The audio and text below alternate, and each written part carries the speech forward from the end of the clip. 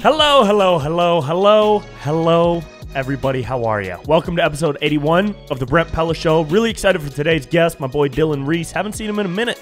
Very talented vocalist, singer, songwriter, rapper, musician, producer.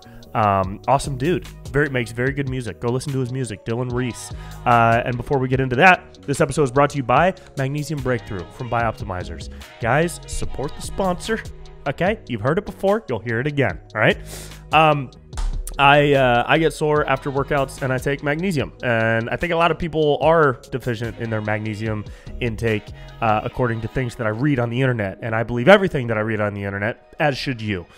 Go check out magnesiumbreakthrough.com/Brent Pella. Learn more about all 7 forms of magnesium that are included in this supplement that I truly do take every day, and I do notice a difference, especially when I take it in the evening. It kind of helps me relax before bed. It's anti-inflammatory, so it'll help you loosen up and helps circulate your blood flow and a bunch of other fun things that are very real. And you can learn about those things at magnesiumbreakthrough.com/Brent Pella, and they'll give you a discount.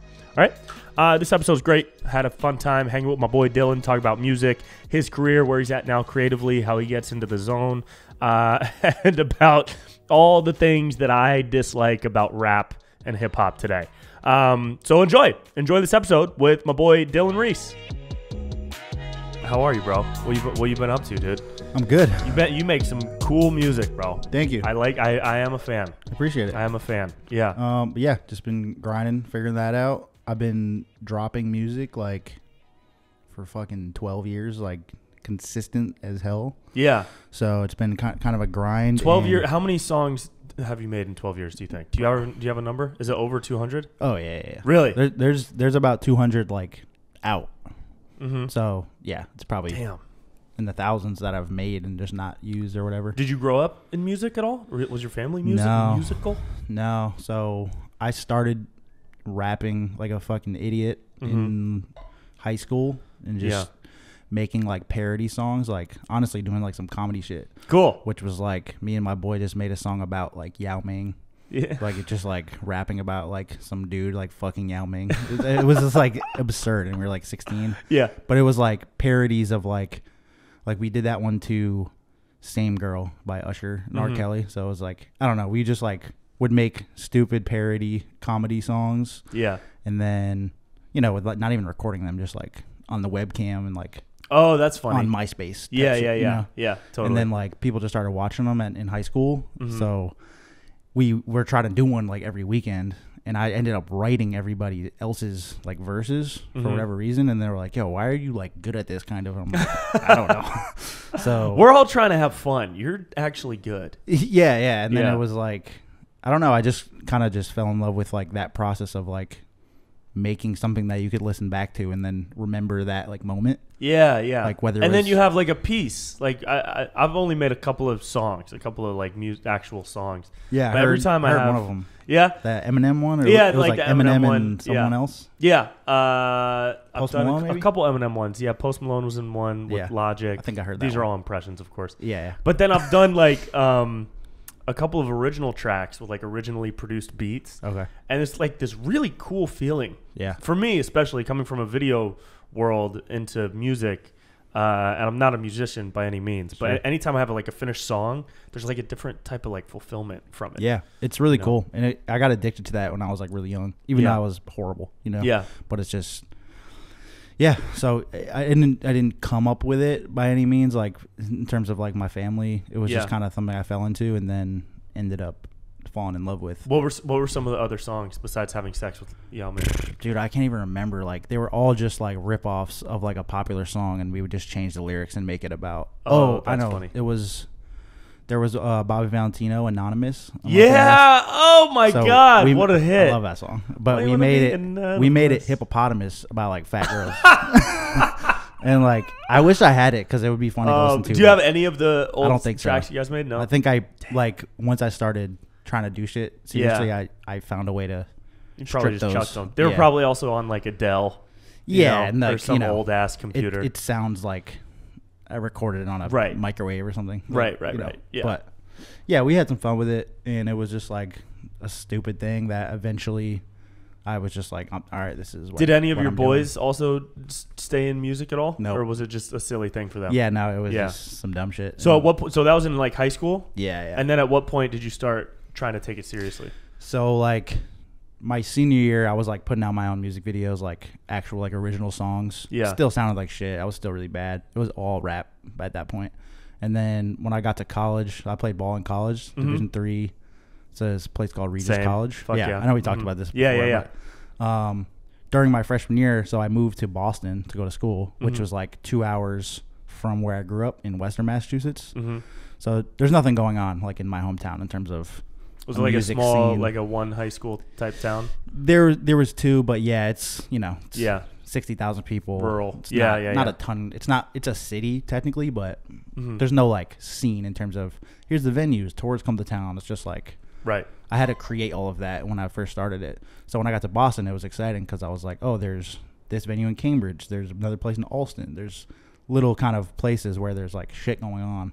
Yep. So as I was trying to like learn about that and expand that part of like, I want to go play shows. I want to go meet this artist, go to this studio because it actually was existing around me. Yeah. I was also playing basketball and I kind of decided like, all right, I'm going to do music. Like I didn't have any time to try to do that because you couldn't do both. You know, I mean, college sports are wild. It's a full-time It's a whole other job. Yeah. So yeah, I played that 1 year and then I was just like, all right, this is it. And then by the time I graduate college, I'm going to have a job in music somehow. Like I'm going to be able to not go have to like go get a corporate job or something. Yeah. So that was like my whole focus because I ended up staying in school, but I was like in my dorm making music all the time. Yeah. Or how you shows. stayed for a fifth year? No, just all four. years. Okay, all 4 years. Yeah. Yep. So that was kind of like the turning point of that where I was like, it clicked where I knew I was going to be focused on that, and that's what I was going to be doing. Yeah, that's cool. Who were some of your inspirations coming up? Early on, it was like Wu-Tang, Big L. Yeah. I was just trying to be a fucking dude. How crazy is Big L? Big L, my favorite. Wild. I remember watching a couple of Big L's freestyles on like a YouTube clip, and I was blown away. That was me when I was 13. Crazy. I was going nuts. Oh, that's so funny. That's so funny. Yeah. Are you good at freestyling? No, hell no. Dude, I'm the worst at freestyling. Yeah, I can't freestyle for shit. It doesn't really exist in my brain. No, I have no idea. And I've seen people freestyle like on Wild 'N Out now or like just watching people's battles online. Because I love watching rap battle stuff. Yeah. But some of these people that do freestyles are nutty. That's a whole nother skill set. It's crazy. Yeah, for sure. Do you ever watch rap battles or anything I like used that? to back in the day. I'm kind of like just so turned off by like hip hop music at this point. Oh, really? Sounds like bad, but yeah. I mean, back in the day, I was super into like. Yeah. Do you know who Murda Mook is? I've heard. So he's like one of the best like battle rappers. Okay. And he actually played basketball at Elms College, which is in Chicopee where I grew up. Oh, cool. So like I used to like train with him when I was in like a freshman. Yeah. And like he was just a guy, like a point guard. Yeah. And I was like, yo, he's really good at basketball. And then he like became literally like he's like kind of the Jay-Z of like battle rap. Battle rapping. It's fucking Murda Mook. Murda Mook. Yeah. So I was super into that like during that era because I just got into kind battle of rap. knew one of the dudes. Right. I was like, yo, this is fucking cool. Like, right. But I had the DVDs and shit like. Yeah. Oh, you had battle rap DVDs? URL Smack URL. DVDs? Yeah. Okay. All right. Insane. So I'm brand new to this world. Yeah. I just got into it this year because of Wild 'N Out, and a couple of the guys on the show are like big time battle rap guys, like Charlie Clips, Hitman Holla, Sure. Conceited, and those dudes. I mean, they come in with nothing written. When it comes to rapping, like they have nothing written. Yeah. And to watch, like Charlie will start doing this thing where somebody's coming at him and you see his lips start to move. Yeah, he starts thinking. And he's like smiling, but when his lips start to like he's having fun, Uh-huh. but when his lips start to move, that's how you know you're about to get fucked. Because he's probably going over. He's going over every he's word in the Yeah, dictionary, yeah. every metaphor and That's triple great. entendre. Yeah, it's wild. It's crazy. So so college basketball, and then what'd you do right after college? So right after college, I graduated 2015. Mm-hmm. So I went right back to my parents' house in Western Mass, built a studio in my basement, and I was kind of like the studio of Western Mass, where I was just mixing, producing, writing for all the artists that were kind of local, and that was like their place to go record and make music. Cool. So that's how I was like making money to fund what I'm trying to do, and then eventually come out here. Like I was just on the grind of like that. I was putting out music all the time. I had an album come out in 2015 that now is fucking horrendous to me. But at that time, it was like I fucking made a good album. It was the biggest piece of work you've ever done. Yeah, isn't that funny? How long do you think that takes for something to go from the best thing you've ever done in your mind to absolute trash, and you can't believe you made that?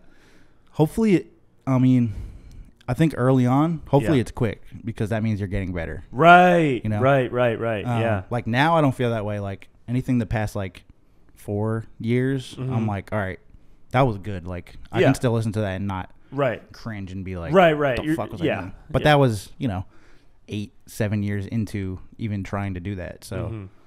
Hopefully that does happen to you if you're trying to. Oh, it should. You should hate everything at some point. I'm sure even with like some of your sketches or whatever. Videos, sketches, like some of you stand up, stage and you're like, I'll watch. Fuck, stand up, I'll watch my stand up the same night or the next day, just whatever I tape, and I'll be like, holy shit, what the fuck? Yeah, that was so bad. How are people laughing at this? Yeah. But yeah, when it comes to like videos and stuff, it takes longer. There's a longer period for me now for sure, but there's still like, because it's so visual.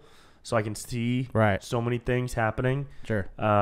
Which I guess is the same sonically if you're listening back and you can hear it's a recording one way or another. Yeah. But yeah, it is taking longer now in between me making something that I love and then hating that thing. Good. Which is good. Yeah. I that means do you're think making that's shit good. that yeah, you but as long like. as you keep hating it at some point. I feel like that's important. For sure. So that was album 1. Yeah, I guess. I mean, I don't know. Would you call it a mixtape? Sure. It doesn't matter. I don't know. Project. It's all the same shit. Yeah. Everything's on iTunes, Spotify, all that. Yeah. It's like, who knows? But yeah, so I was just kind of grinding at that. And trying to figure out like what I could do to monetize myself outside of just like, let me put this song out and hope people buy it. People become my fans. Right. You know, so I was like learning mixing, learning producing, learning like graphic design stuff that I know other people need to have access to, or like things that I could do for myself to save money, like when I am running a business. Yeah. Which is like exactly where I'm at this point. Yeah. And I feel like I've learned how to wear a lot of hats. So it was like sometimes I'm spread a little thin, but at the same time I have a very clear like vision of like what I'm trying to execute, and I don't have to rely on, all right, give this to my engineer, give this to my graphic designer, here's my video guy. Like I do have people I work with for videos, but even the editing and shit's like you can take care of a lot of it. Yeah, exactly. So and a lot of coming up, and even now it's like I'm hired by other artists to do a lot of that shit. Oh, that's cool. So it's like it helps fund your own shit. I need to go on tour. I need to go do this and that, like shoot this video exactly how I want. Yeah. Where it's like if I was living off of like just my streams or like just my ticket sales or just my merch, it would be harder to like always be able to reinvest and have that like wiggle room. You know what I mean? Yeah. So totally. I'm glad I had those kind of down years where I was just like in the fucking basement, like learning shit. Dude, for sure. Know? Yeah. I mean, that shit's painful, dude. Learning those little micro strategies or micro lessons of how to do little annoying shit. But then you save yourself time and money because you end up doing it yourself. Yeah. And it's been a really good way to like build relationships with people where otherwise I might have no value to them at all. Right. You know what I'm saying? Like, all right, there's this guy. I would like to work with him. You know, maybe I can, hey, let me do one of your tour flyers. Mm-hmm. And then he's like, oh, this is fucking dope. And now I know that guy. And then next time he's going to hire me, I'm going to get paid. And then now I could be like, hey, you want to get on this song that I have? Yeah. You know, so it's like, otherwise I'm just like, hey, man, like, check out my songs. Like, yeah. Do you think I'm good? And it's like, he doesn't give a fuck. No, he doesn't give no shit. He doesn't care. So you rap, but you also sing. Yeah. And you kind of combine them into like, how would you describe like your tone or your genre at this point? Because you came up such a rap fan, but I've noticed some soul type stuff. Yeah.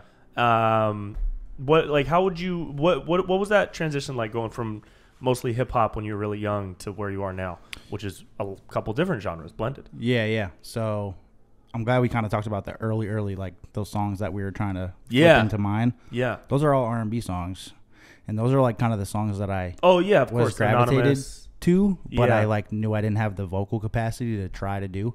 Mm-hmm. So I think it was always kind of in the cards for me to like make that switch and do R&B shit. Mm-hmm. But I just didn't know how to sing. I didn't have any proper training. Yeah. So it was also within those years where I was just in the basement like trying, and I was making bad fucking songs. Wow, you were just singing? I was just like, straight up, I'm just gonna do these Trey Songz covers and just. Wow, really? Yeah, dude, that's nuts. And they're bad.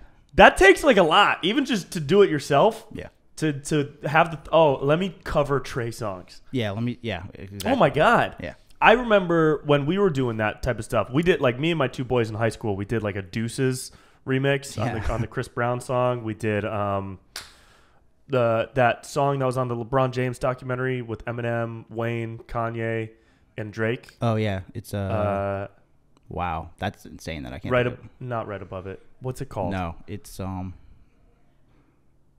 Oh man, no, we have to find this. That's embarrassing. Hang on, I don't know what that is, but I do know what it is. Oh, it's like. Dun, dun, dun, dun, dun, dun, yeah. Dun, dun, something like that. Drake. I'm just gonna search Drake LeBron song. That's a Forever. Yeah. Man, I mean nothing to y'all. I want this shit forever, man. So I took Eminem's part, obviously, because I was the only white guy in our friend group. Sure. But yeah, so we were doing those. Yeah, we were doing those. But I remember the reason I bring this up is because I remember just rapping in front of my friends was hard as fuck. Sure. And then even when they weren't there, and I would be like messing around on GarageBand, like I wanted to do a remix to the Drake and Rihanna song back in the day. That was a smash. Mm-hmm. And I wanted to sing a part of it. Yeah. And I was on GarageBand alone. No one was even in the house. My mom was out of town. My sister wasn't there. It was just me in my bedroom. And I was so embarrassed. Like I just had this like crazy feeling of like anxiety and embarrassment because I was so bad at singing. So I'd say that because if you were doing that shit and you were powering through it, that's huge. Well, granted, I was by myself a lot of that, and I wasn't putting those out necessarily. Like some of them I did, and now I'm just like, what the fuck? Like, I can't believe and that's the thing with me. I think I had a lot of like irrational confidence where it's like I didn't feel that embarrassment, even though I definitely should have. Yeah. Like I'm just like, I'm fucking good. Like I got this. Yeah. Sound good next that's to Trey great. Songz. You're blindly confident. Yeah. But I think that's necessary. Sometimes what it is. Like it takes that because otherwise I would have just gave up and been like, right. All right, I'm not as good as Trey Songz right now. So right. So let me just wait until God gives me Trey Songz voice. Yeah, exactly. It's not gonna happen. So okay, cool. That's where kind of the R&B influence came from. But no proper training. How are you good at singing? I don't know. You just do it. Just did it enough and studied shit. And practiced. Cool. I don't know. That's awesome. I think I'm not like a world-class vocalist by any means. Yeah. But I can hold my own at this point. Yeah. You know what I mean? So you can get your ideas across and your concepts. Yeah. And I think my strength comes in like the songwriting in all reality. And I know like how to pick my spots. Like I'm not going to be Aretha Franklin. You know what I'm saying? I'm not over singing like ever almost. Yeah. Like I have a pretty decent like falsetto. I think that's kind of one of my strong points. So I can mix that in and people think it's impressive. Cool. Where like to me it's like I don't know. I guess it's fine. I guess this works here. This is fine. That's cool. But yeah, I'm definitely doing like R&B stuff at this point, and I try to mix in some of the hip hop kind of influence or like taste, I guess. Yeah. Yeah, I'm kind of like I told you like off air, like I'm kind of at a spot where I'm kind of leaving the rap stuff in the past and just like honing in on like exactly what my goals are and like what I want to sound like, and like if I have a hit song, which I feel like I'm at a point where I'm kind of just one song away from being at that whatever the next place is. Yeah. I want to make sure it represents exactly like what I want it to. Yeah. Because I did like these like mixtape style series where it was like Rap Dylan 2. And that was just like for me to go, let me just get some hip hop shit off because I can make these quickly and I know I'm good at it. Yeah. But it's like not what I'm doing. Yeah. And like now it's kind of like, why am I even doing that? Because I had a song that was like killing it last year called Crucial. It was like fucking murdering it on TikTok. Oh, the whole cool. thing, like that's awesome. Over 1 million streams. And I was just thinking about it, these past few weeks based on some conversations I had. And I was just like, if that song like blew up, like how it was kind of close to doing, I would be like pissed because people are just going to think I'm the next Jack Harlow guy. Right. And then I would try to come with some D'Angelo, Musiq Soulchild R&B. Yeah. And then they would be like, hey, what the fuck are you doing? You're a rapper. Just ignore it. Right. So it's like, why am I even making that song? Yeah. Just because I can and I'm good at it doesn't mean that's like what I should be doing because it's not what I want. Yeah. So I've had kind of a reflection of like, hey, figure it the fuck out. Like just narrow it down to like what you're trying to do and just go for that and be very specific and give people a very clear thing to like try to latch onto rather than and do trying a bunch of shit at once. That's interesting because I do the same thing with comedy stuff. And at the end of the day, I guess it's any art or any creative endeavor. You try to if you keep making stuff just for the sake of what you think the people will want, then they're never really going to latch onto you. And if they do, it's not really going to be what you wanted it to be. Yeah. As far as your career and your goals go, you're not going to get those. But if you just do what you enjoy and what you want to do, and you let people kind of flock to you and get attracted to you, it's going to be longer, it's going to be harder, but it's going to be way more fulfilling, and you're going to accomplish a lot of the stuff that you wanted to. Right? Yeah, for sure. And it's not even that I don't like making the rap shit. Yeah. Because those songs are fun to make. You know what I mean? Like, it's a different kind of muscle that you're flexing when you're making those songs. Mm-hmm. But at the end of the day, I don't want to have to be, like, expected to do that. Right. You don't want to have to get into if that I was, flow. like, limited to just be like, all right, now you have, you know, hundreds of thousands of fans, and you're on these big-ass fucking tours, and they just want you to rap for an hour. Yeah. I'd be like, I don't want to. But if you're like, hey, go make R&B songs for an hour. Right. I'd be like, I'm 100% down. Oh, that's cool. That's what I want to be doing. You know How does something pop on TikTok? Do you know? Was it random for you? Kind of. Was it like not. a challenge? Was it a dance or something? So it was like, I found, this is inside baseball, but yeah. I found a bunch of, so this was May 2020 when the song came out. Uh-huh. So like TikTok's still early now to me, but that was like really fucking early, I think. Yeah. In terms of like trying to get something to trend X, Y, and Z. Yeah. So I noticed that a lot of songs are getting, you know, used by certain creators. Maybe they have fucking, you know, 1 million followers or whatever, and then people that follow them will use the sound because they're influenced by that big creator X, Y, and Z, and that's how something trends. It's like it's with volume of usage, not like video views. You know what I'm saying? Yeah. So I was just like, I'm gonna find a bunch of creators that aren't like massive, and just like hit them up on Instagram, and have them be like, yo, you should use this. Like, it's about to be trending. Can you use this song in a like, video? Almost, like a TikTok? Not like lying, but like being yeah. Yo, this shit's like about to pop off. Like, I need you to be like part of it. Yeah. And if they have 30,000 followers, they're gonna be hyped that like an artist is hitting them up. Totally. In theory, that's like the way I was looking at it. Yeah. So I got a fuck ton of people to do that like quickly. Nice. And I really didn't spend any money, which was like insane. And then it just kind of just did its thing. Wow. That's cool. And, you know, it was a type of song that I think was popular sonically, like on TikTok at that time. Like it's very bouncy, like it was like a Jack Harlow song. Bouncy hip hop. Yeah. Bouncy, like trendy. Yeah. And like the hook was cool, and it was just like girls were just shaking their ass to it. Perfect. It was cool. Like it wasn't. That's great. It wasn't like rocket science, but I don't think that you could just replicate that. Either. It was kind of just like a moment where shit happened a lot easier than I thought it was. But that's what this whole journey is, though. It's a bunch of moments. The 100%. Next moment's not going to be that. You're going to have a completely different moment. You probably don't even know what the next moment is going to be. You can't even fathom it, right? Yep. But yeah, my buddy works in. He does a lot of curated Spotify playlists for like vibey electronic music, and so he's given me the scoop on what that whole world is like. It's wild. I don't know how anybody makes it in music or comedy. I just have no idea. It's low-key like insane that we think nuts, we're going to do this. It's crazy. It's actually insane thing. that we're even doing it at What the did your level. parents say when you were like, hey, I think I'm going to go be a music guy? Were they supportive? Yeah. Okay, cool. Yeah, my folks were like... Did you have a day job coming out of college? No. Straight to music? I've never had a day job in my life. So you were just very poor? Kind of.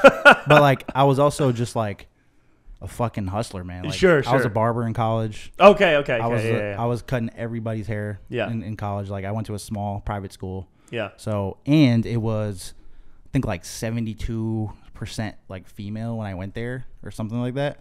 Were you cutting women's hair? No. Okay. So, like, my point is, like, all the guys at my school, were doing that. I was their barber. Like, okay. Every single fucking person. That's so funny. And I did that in high school, too. Like, I don't know, dude. I just found a way to just and make then just it little odds and ends here and there after college. Did you move straight to LA after college? No. So that's when I went back to my mom's after college. Oh, that's right. Okay, built a studio. I was mixing like I was there. That's when I was like stacking fucking money because I didn't have. You didn't have rent or bills or anything. And that was like a blessing to How have long that. were you there before coming to LA? A year and a half. And then you came to LA. And I've been here since 2017. Probably with a bank account. Yeah. And then you didn't need to work at a restaurant or anything. No, because I kept doing shit like that, like mixing, graphic design stuff. Yeah. By then, like I was touring a little bit, so I was like cool on the road for a good amount of it. Whatever, like selling features. I was just fucking grinding. Yeah. You know what I mean? Like, yeah. And I'm still doing. That's pretty cool. All of those things. It's just like a grab bag of like. Do you ever? How can I add value to people's situation? Yeah. And then as I'm building mine, it's like now streaming money is a thing. Now touring like helps, like you know what I mean? Yeah. I mean, I wonder sometimes when it comes to selling features. Sometimes I'll hear people featured on somebody else's track, and I'll just be like, man, I wonder if they're bummed that they gave away that piece of gold. Like, damn, that definitely happens sometimes. You know what I mean? Mm-hmm. Especially Drake has done it before for sure. Yeah. But even like even smaller artists. None come to mind, but you know what I'm talking about. Yeah. Well, here's the thing. I think there's a lot of people, especially in hip hop, where they look at that situation as like very transactional and like a fucking drug deal almost. Yeah. Where it's like, hey, I'm going to just give you like a half-assed verse and like give me my money and like go figure it the fuck out. I don't care what happens. Mm-hmm. So I feel like that happens a lot, and that's when artists get their shit like watered down, and it's just a bad fucking look. It's so easy for me to see like when someone did that, and it's like, damn, you just like wasted everyone's time just to make a little bit of money.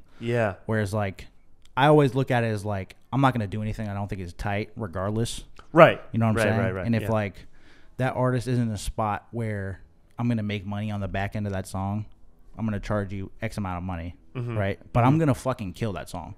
Because I don't ever want to be heard on anything. You don't want like someone to be like, who's this featuring? Oh, Dylan Reese, what the fuck? So, like, that does happen to me a lot because I'm like, damn, I could have kept that for myself. But also, you know, it is what it is. Like, it's part of the journey and the process. Part of the game. And then that motivates you to make something better than that. Yeah. And then it's like, you know, I might get new fans off of something I already got paid for just because that artist's, like, friend group was like, yo, that feature was fucking fire. I didn't know who that was, but like, goddamn, he killed it. You know what I mean? Yeah, that's cool. So you've been independent this whole time too, right? Yeah. You're no record label or anything? Correct. Is that a kind of a goal to stay independent for as long as you can? It's an interesting question. Because there must be advantages and disadvantages to getting a record deal, depending on the type of deal. I know what the 360 deal is. I know a little bit about that stuff. But having rep to get you in the doors to places, or to, you know, fund the album first, or to put you on a tour or something. Those are all the like advantages, but then disadvantages come, and maybe creative input that you don't want or need, maybe a bigger share of money that you don't think they deserve, but it's part of the deal.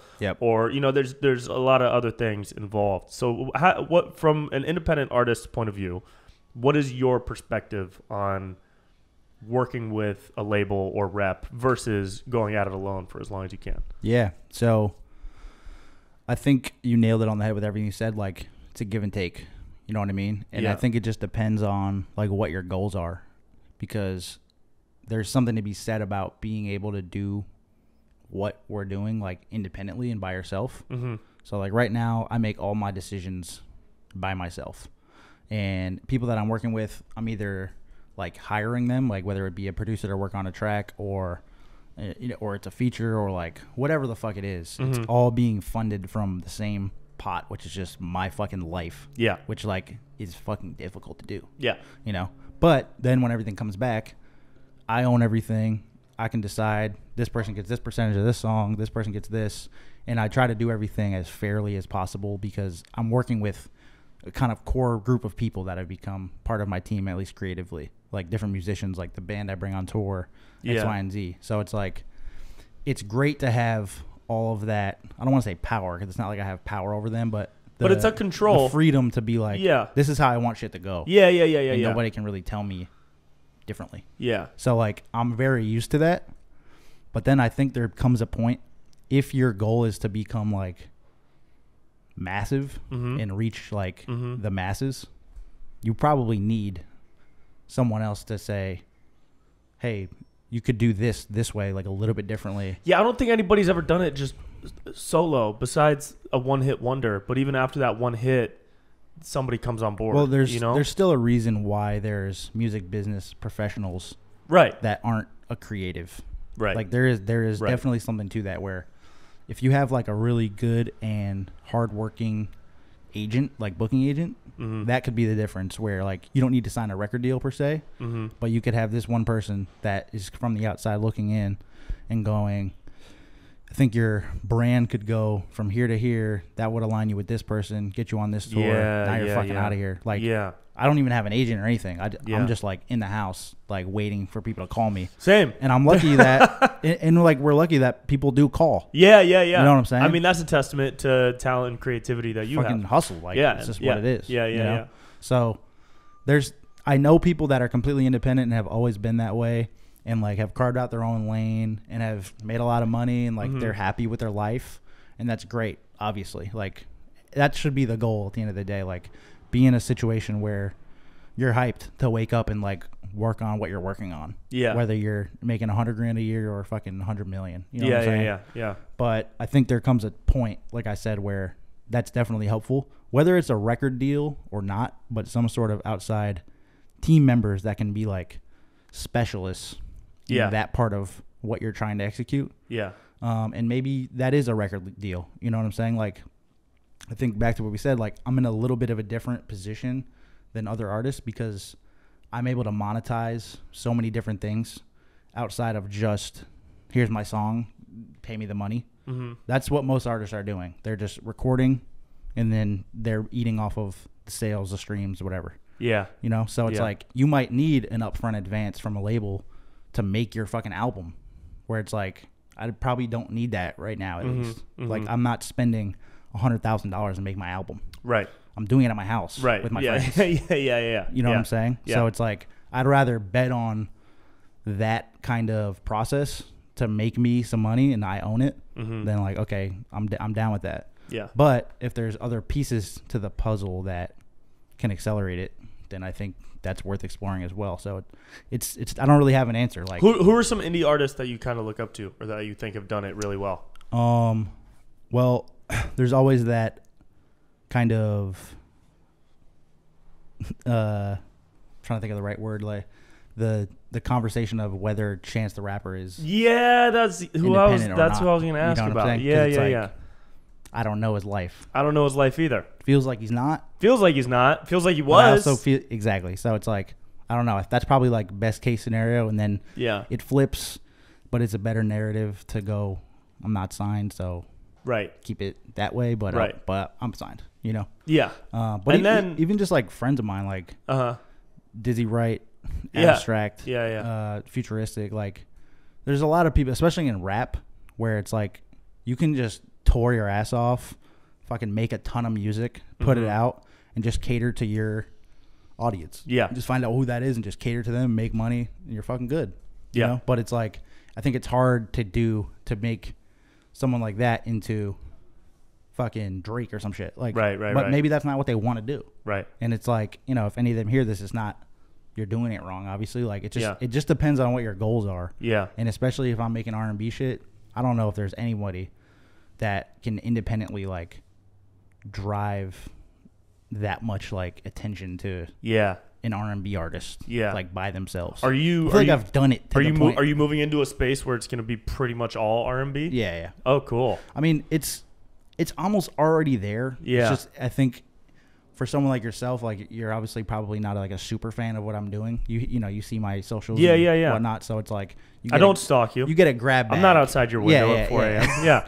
You have a grab bag of what I'm putting out. Yeah. So it's like you're seeing that. But I think for the most part, I've kind of, for the past couple of years, been 85% on some R&B shit. Cool. So it's going to even be a little bit more. You know what I mean? So I don't know. I'm figuring it out slowly. But the answer to that is like, it could change and you just have to do what makes sense for you. You know, like if you're an independent artist and you suck at marketing or you have no money or don't have any relationships and someone's offering you a deal, maybe you should take it because it's going to allow you to skip some of those steps to go, all right, they're gonna know this person to get on this song, put me on tour with this guy, give me this much money to do. It's like there's something to that, but then when it comes back, you don't own it anymore. Right. So it's like you have to be okay with. You just have to understand what it is. That's the biggest thing, I think. Yeah. People get signed and they don't know what the fuck they're doing. Yeah. And then they're like, "Hey, how come I'm not making any of my money?"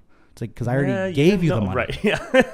It's over. You already had the money transaction is over. You literally bought 3 chains and went. Let me ask you this, bro. Why is there so much bad rap out right now? Why is there so much trash hip hop in the world? Do you know what I mean? There's so much trash. I would like you to tell me what you. I'm going to tell you exactly what the trash is that I see.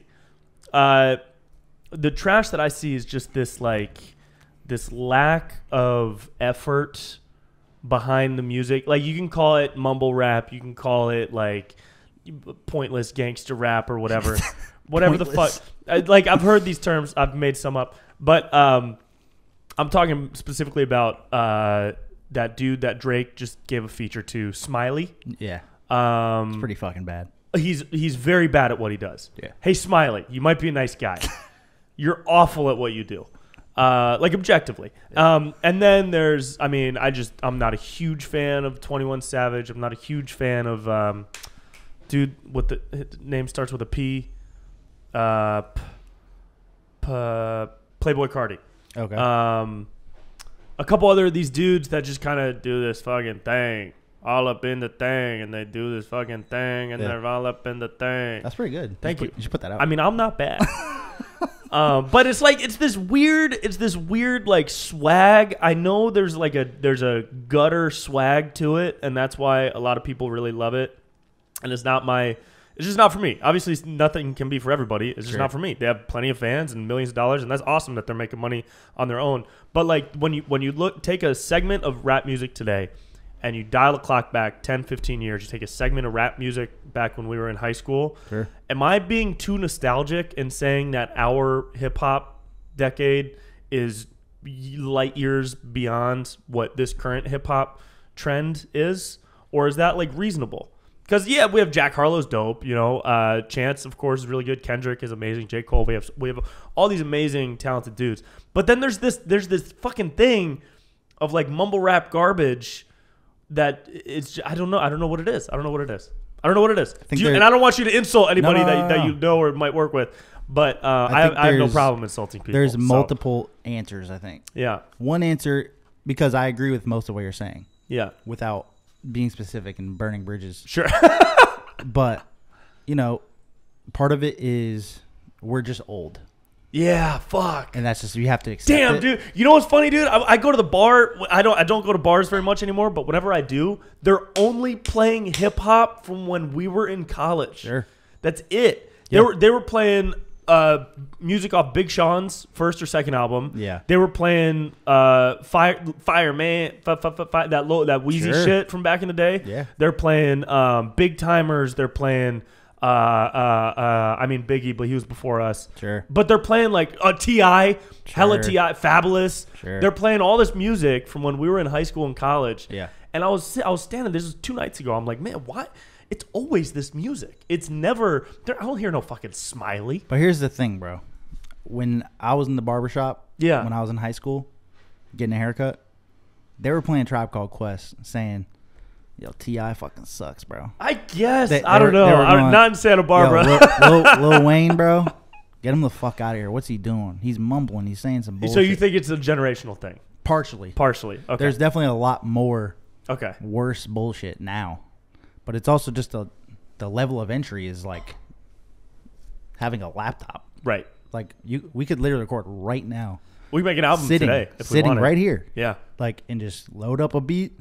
Yeah. Put it out. Yeah. And if people are clicking it, a record label's going to ask, hey, what's going on with this? Wow. Let's put it, true. Let's fucking boost it. It's true. Because the barrier to entry is there's nothing. Like, there isn't one. Even 15 years ago, you had to like get in a studio. Yeah. So you at least had to pay for programs. You had to pay an engineer to go, hey, can I go in there and we do it? And then he goes, yes or no. Like, at least that existed. Right. You know what I'm saying? And even before that, obviously, you couldn't put a record out without a label or a manager or like a situation to get your shit in stores. Yeah. Right. Where now it's just upload and it's out. So it's like wild. There's a ton of great music out.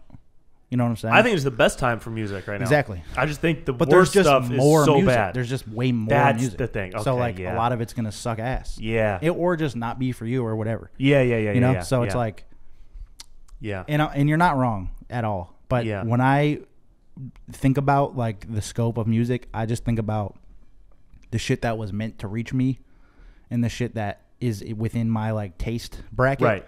And I'm like, I fucking love all of this. Okay. I don't even like think about like Lil Pump and shit. Like I'm just like, I'm like, okay, like I get it. Like that's going to be what that is. Mm-hmm. I'm never going to care about that. Yeah. Like whatever the best version of what that is, it's not for me. Yeah. For 12-year-olds. Mm-hmm. Which is fine because I'm 28 now, right? And we're just old. I don't need music. That's for 12-year-olds. Yeah, fine. Exactly.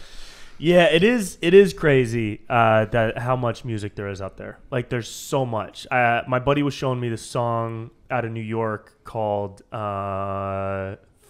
It's wild in New York right now. Polo, something about Polo. Polo G. No, the song is called like that Polo, those Polos, Das Polo. Shit. Okay, hang on. This is another thing. I wish I had an assistant. I'll tell you this. Where the fuck is Jamie at?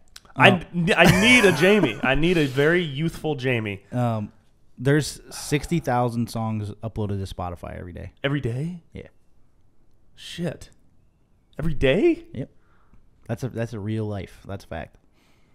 That's nuts. So going back to what we were saying, like trying to make a career in music where you're the one guy out of the 60,000.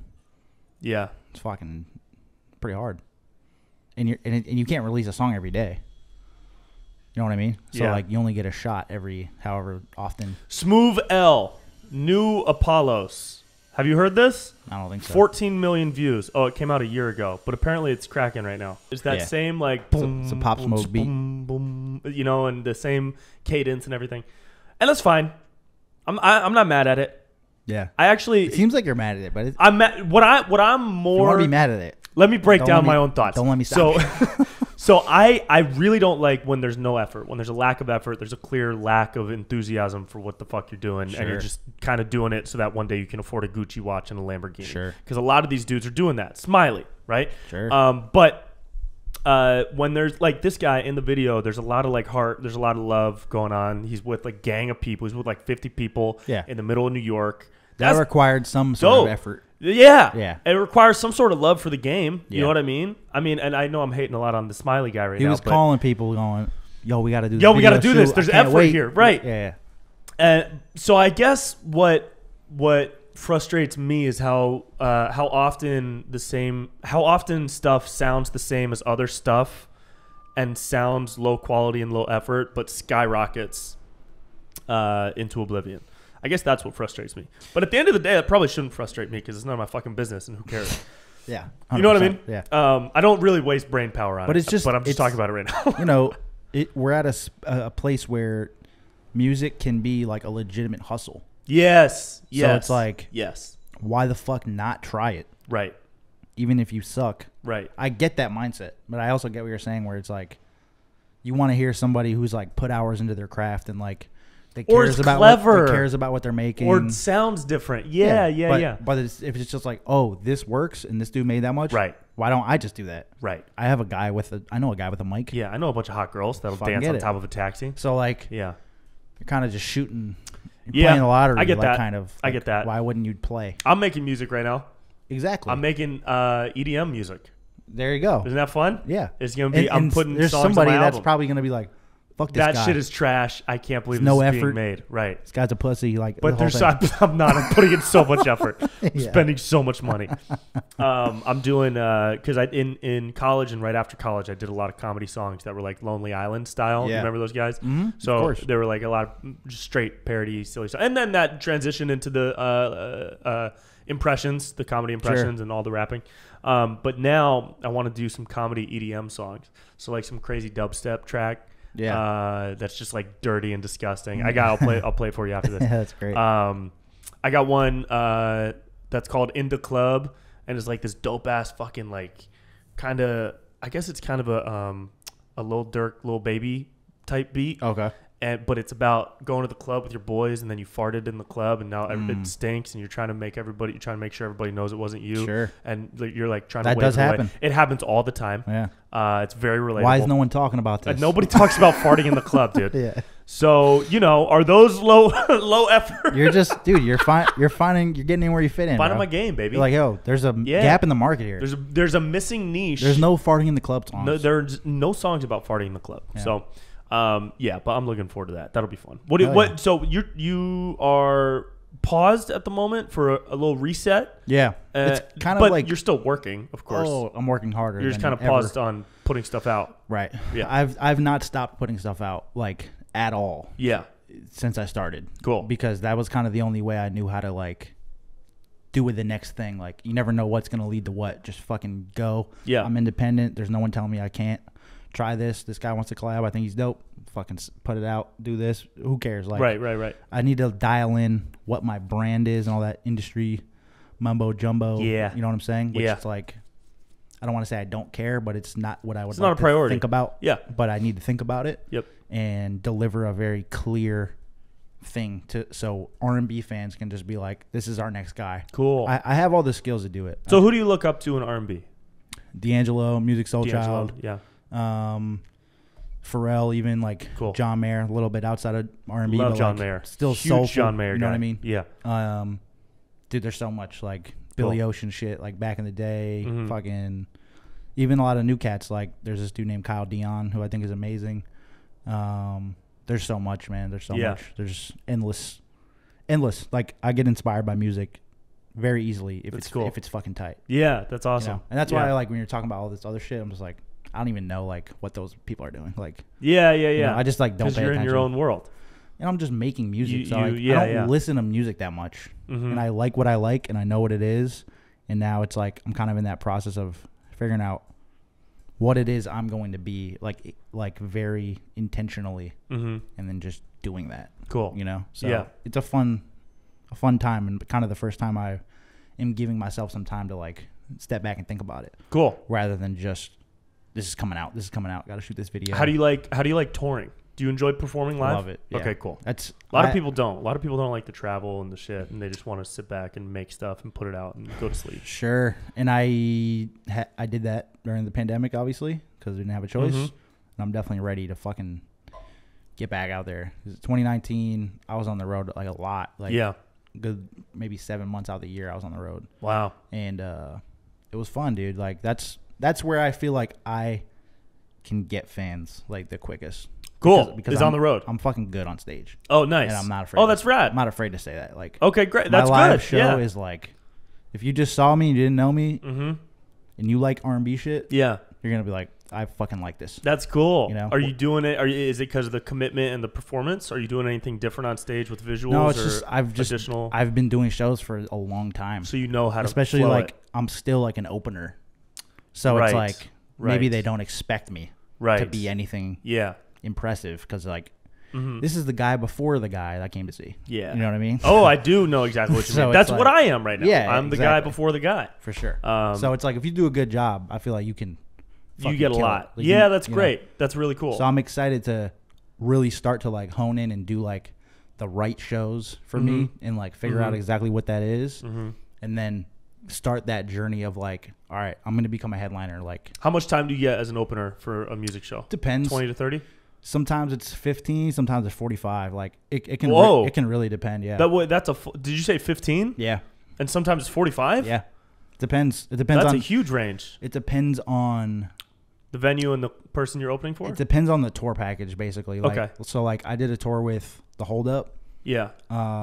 And he's super dope. He goes by Michael Garmany now. He's kind of shifted his whole thing, but good friend of mine. It's a great fit, like sonically. He does R&B kind of pop stuff. Yeah.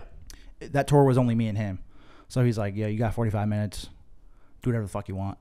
Yeah. You know what I'm saying? And he'll play an hour and a half.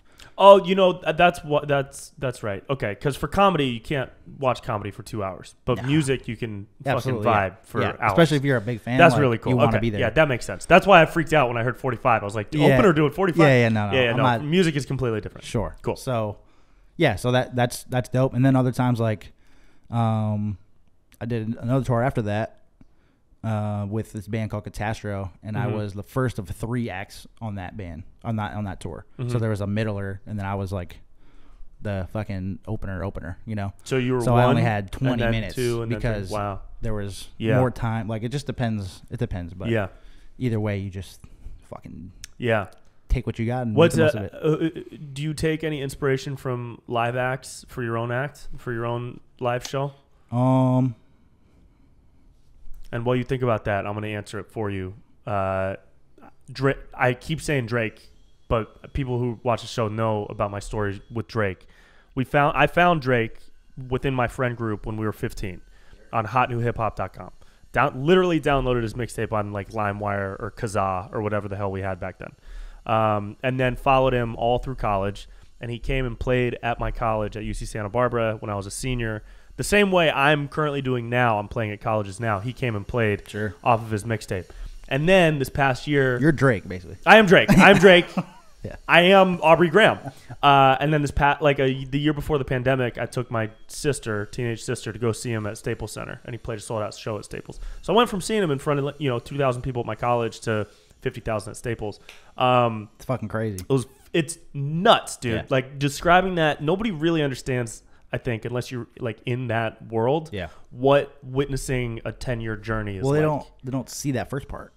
Yeah. So they just go, oh yeah. Like literally before social media, we found this guy's songs, and they were just songs. We're like, who's Drake? Sure. And then it took a couple years for us to learn about Degrassi, and that blew our mind. Sure. And there was no like type of following. There was no like, ooh, he's got 100,000, he's gonna pop. Yeah. There was none of that. There's no metric. It was literally just, is the music good?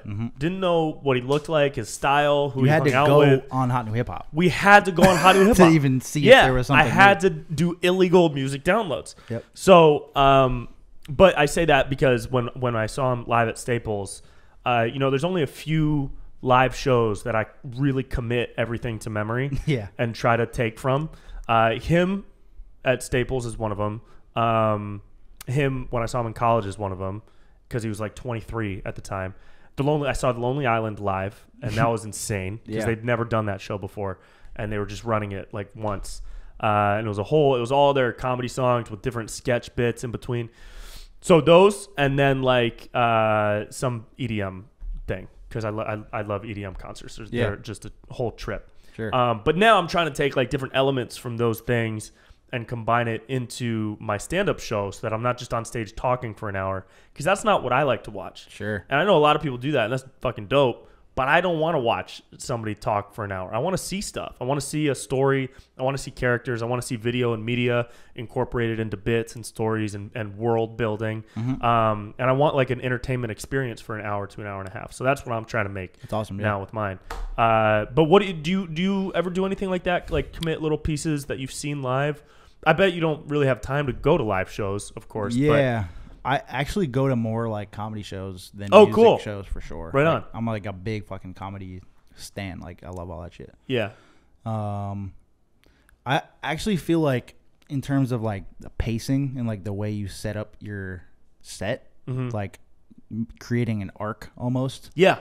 I feel like I've taken more from like watching stand up. Oh, cool. So it's kind of maybe the opposite of like what you're talking about. Yeah, that's interesting. Yeah. Like, the greats like Chappelle and like Louis, like they have a certain like, okay, I'm going to start you off this way, and then we're going to go down here. We're going to talk about some dark shit that maybe is not the funniest, but it's like, this is where you're going to see why I'm me and like how my brain works. Right. And then there's going to be a fucking huge payoff at the end of that. Yeah. That you're like, oh, that was worth listening to this fucking insane story about X, Y, and Z because this funny thing happened at the end, or, just like the pacing of it. I definitely try to make it an experience, like how you're saying. Cool. But I can't think of anything specifically where I'm like, I saw this person fucking. No, that's specific enough right there. Because creating a story arc out of it is, I think, one of the most important aspects of creating a live piece of entertainment. Sure. And I got a big part of mine from actually seeing what Kanye posted a couple years ago when he had I forget what it was, Pablo, the one before Pablo maybe. I forget, but he posted this picture of his track list, and it was broken into 3 acts. It was a 3-act structure: Act 1, Act 2, Act 3. I do the same thing. I never thought of that. Yep. But of course, from then on, I started listening to albums from front to back without putting it on shuffle because I wanted to experience the album as an experience. And then also from then on, I started building my live show with 3-act structure. Even if I was doing 10 or 15 minutes, I'd be like, okay, act 1 is, high energy. Here's who I am. Act 2 is, experiences that I've had. Act 3 is where I'm planning on going, how I see whatever the fucking stuff was. But for all the crazy shit that Kanye does, that piece kind of stuck with me forever as far as like crafting a live show. Sure. Yeah. And yeah, I think a lot of that's easier to like implement when you're headlining. Yeah. Which I'm not doing that often. Like I've probably done 50 headlining shows in my life. So like those are the times where you can, you have that full hour. Everyone's there to see you. Yeah. They're like invested in what you have going on, even if it's 200 people or whatever. Like that's when I think about that stuff. Yeah. When I'm opening, I'm just like, I need to do all my best fucking songs and just like make sure they remember what I'm doing. Right. So it's like the past couple of years I haven't really been headlining. I've just been on the road trying to get new people. Yeah. So I say a couple of years starting before the pandemic. Yeah. None of that exists. Yeah.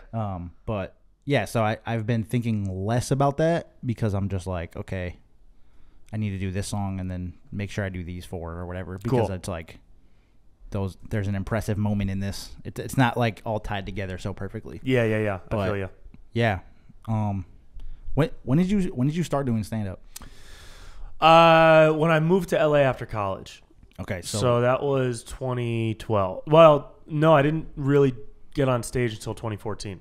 Okay. Mm-hmm. Cool. Yeah, that was my first time on stage. So I've been doing live stand-up for 7.5 years, which is really not long. That's still in the stand-up world considered. I was about to say that, but I didn't want to make it seem like no, it's totally true. I have no fucking idea. You're still new. Yeah, exactly. But, well, that's the crazy thing about it is you're really not a vet until you hit 20. Sure. And you're not really experienced until you've hit 10. Sure. At least that's the common understanding. Of course, everybody's different. And, my first 2 years of doing stand-up, I was keeping a spreadsheet with every single open mic I did, every joke I did, how long it was, a breakdown of audience reaction. Like, I had 400 things written in this spreadsheet. So I did 400 open mics my first 2 years, which is a lot. That's a lot. And so, I think I gained like 3 or 4 years within that first 2 years just from the effort I was putting in. Yeah. And the attention to detail. Yeah. Because people probably do it and then they fucking party after and they're just like going through the motions kind of where you were more tactical where like this is what I'm getting from this is how I can change this is how I and once you get that level of unhealthy obsession, I think that's how you grow pretty fast. Because I never drank before shows. I don't want to. I want to be like sharp and quick, and but yeah, it's about the effort, and having an intentional effort is important too. It's important, I think, to be a nerd about something. Yeah. That's how you get good at it. Yeah. Or like that's how you like develop a personality kind of where it's like this is just embedded in like what I think is cool and what I value. Mm-hmm. When people aren't like nerdy and they're just like whatever, dude, like it is what it is, like those people are fucking whack to me. Yeah. You know what I mean? Yeah. Because it's like, bro, you don't even care about anything. Yeah. You know? It's total laziness. So what's next? What's next for you? Looking forward to the next like year to a couple years. Like what are you trying to work toward now? That's basically what I'm taking this break to figure out. Mm-hmm. Because like I said, I think I've just been so on the gas. Yeah. That I haven't thought about that, and I need to like know what that is. Yeah. So like I know exactly what I'm shooting for. Yeah. But I'm basically not going to be putting music out until I know exactly what this next album is. Mm-hmm. And even down to like the color palette and like everything that everything I'm going to present. Yeah. I'm just not going to put anything out until then.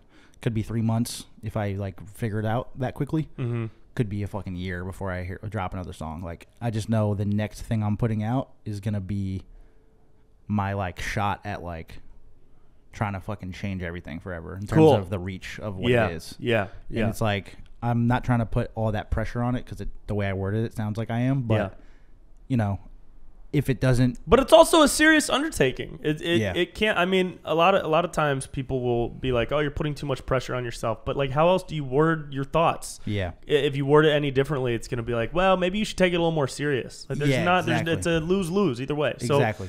Yeah, I totally get what you're saying. And not that I haven't been taking it serious, because it's all I care about. Yeah. But I haven't been very intentional with what I'm doing. Like I was saying, it's kind of just scattered and like maybe even potentially confusing to someone who doesn't know who I am. Yeah. Which is like not a good thing. Yeah. You know, like people want to they want to go, okay, what's Post Malone? Right. And it's melodic R&B songs. He has face tats. Right. Got it. Right. Or melodic hip hop songs, I mean. And he has face tats, and they go, okay, cool. And then they decide if they like that. Yeah. They don't want to go, oh, dude, this kid's got a killer falsetto, and he's wearing this sweater on stage. Yeah. And then they go to my Spotify, and I'm rapping my ass off. Yeah. And they're like, wait, like, what the fuck? How is he doing all of this? Right. It's almost like I'm versatile to a fault. To a fault. Where I just need to, like, dial it back and go, this is what I want to be doing. Mm-hmm. Here it is. You can decide. And the people that decide yes, I think will probably be there forever. Yeah. You know, rather than like, yo, I went to this show. I saw this kid. Forgot his name. He was fucking fire. He was rapping. He was singing. It was tight. What do you guys want to do tonight? Yeah. Yeah. He was fucking dope. And then that's it. They just go on with their fucking life. Right. I need to, because like I have a good like core right now where it's like, I'm not going to put out a song and get no streams and no one's going to care. Like, I feel like I'm supported. Yeah, okay, good. You know what I'm saying? Totally. But I also feel like I've kind of been in a similar spot for the past couple years. Mm-hmm. And it's just because I'm not, like, being intentional with what I'm doing. Interesting. So that's, like, what I'm going on this, like, inward journey of like, who am I and all that bullshit, bro. That's that's the artistic struggle, dude. Yeah, dude. That's that existential shit. That's that shit that'll make you really, you know, either I'm about to make get it or fuck like, off. Yeah, no yeah. No, that's great. So, well, tell people where to find. If somebody wants to look you up right now, what's the first place you would direct them to? What would you tell them? Spotify or Apple, like whichever one you use. Yeah, Spotify and Apple. Dylan Reese, easy to find. Yep. All my socials are Dylan Reese Music. Cool. My album from 2019, it's called Pretty Pretty. That's like a project that I've been intimidated by since it came out because it's fucking great. Cool. And I'm trying to make something better than that. So if someone's trying to start listening to me, start there, and I don't think you'll be disappointed. And then there's, 150 other songs that are out there. And we look forward to the new stuff, baby. Thanks, bro. We look forward to the new stuff. I appreciate you having me on. Yeah, dude. Thanks for chilling. We're ending at the perfect time because I can hear the fucking garbage truck outside. Those fuckers. Dylan Reese, everybody. See ya. And that's it. I hope you liked it. Go check out Dylan on all the platforms everywhere. Dylan Reese is the name. And check out magnesiumbreakthrough.com/Brent Pella to get a special deal on your order from Bioptimizers and a free gift. So go check that out. And go love each other and love yourselves. And have a wonderful day. Bye.